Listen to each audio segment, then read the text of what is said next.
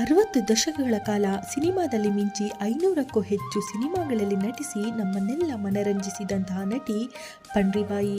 ಆದರೆ ಪಂಡ್ರಿಬಾಯಿ ಅವರು ವೃತ್ತಿ ಜೀವನದಲ್ಲಿ ಯಶಸ್ಸು ಕಂಡಂತೆ ತಮ್ಮ ವೈವಾಹಿಕ ಜೀವನದಲ್ಲಿ ಕಾಣಲಿಲ್ಲ. ಅವರ ವೈವಾಹಿಕ ಜೀವನದಲ್ಲಿ ಸಾಕಷ್ಟು ಏರುಪೇರುಗಳನ್ನು ಎದುರಿಸಿದಂತಹ ನಟಿ. ಇವರ ಮೊದಲ ಸಿನಿಮಾ ಬಂದು ವಾಣಿ ಅಂತ. ಇದು 1943ರಲ್ಲಿ ತೆರೆ ಕಂಡಿತು. ನಂತರ ಸಣ್ಣ ಪುಟ್ಟ ಪಾತ್ರಗಳಲ್ಲಿ ಅಭಿನಯಿಸಿ ಗುಣಸಾಗರಿ ಅನ್ನೋ ಸಿನಿಮಾದಿಂದ ನಾಯಕಿಯಾಗಿ ಹೊರಹೊಮ್ಮುತ್ತಾರೆ. ಆದರೆ ಇವರಿಗೆ ಡಾಕ್ಟರ್ ರಾಜ್ಕುಮಾರ್ ನಟನೆಯ ಬೇಡರ ಕಣ್ಣಪ್ಪ ಸಿನಿಮಾದಿಂದ ಅತಿ ದೊಡ್ಡ ಯಶಸ್ಸು, ಜಯ ಎಲ್ಲವನ್ನು ಪಡ್ಕೊಳ್ತಾರೆ. ಹೀಗೆ ಸಿನಿಮಾ ಕೆರಿಯರ್ ಅಂತಾನೆ ಇದ್ದ ನಟಿ ತಮ್ಮ 50ನೇ ವಯಸ್ಸಿನಲ್ಲಿ ಪ್ರೀತಿಯಲ್ಲಿ ಬೀಳ್ತಾರೆ. ಅವರು ಇಷ್ಟಪಟ್ಟಂತಹ ವ್ಯಕ್ತಿ ಮಂಡ್ಯದ ಒಂದು ಹೋಟೆಲ್ನಲ್ಲಿ ಮ್ಯಾನೇಜರ್ ಆಗಿ ಕೆಲಸ ಮಾಡ್ತಾ ಇರ್ತಾರೆ. ಆ ವ್ಯಕ್ತಿಗೆ ಆಲ್ರೆಡಿ ಮದುವೆಯಾಗಿ ಹೆಂಡತಿ ಮತ್ತು 4 ಜನ ಮಕ್ಕಳು ಸಹ ಇರ್ತಾರೆ. ಅಂತಹ ವ್ಯಕ್ತಿಯನ್ನು ಪಂಡ್ರಿಬಾಯಿ ಅವರು ಆಯ್ಕೆ ಮಾಡಿ ತಮ್ಮ 50ನೇ ವಯಸ್ಸಿನಲ್ಲಿ ಮದುವೆ ಆಗ್ತಾರೆ.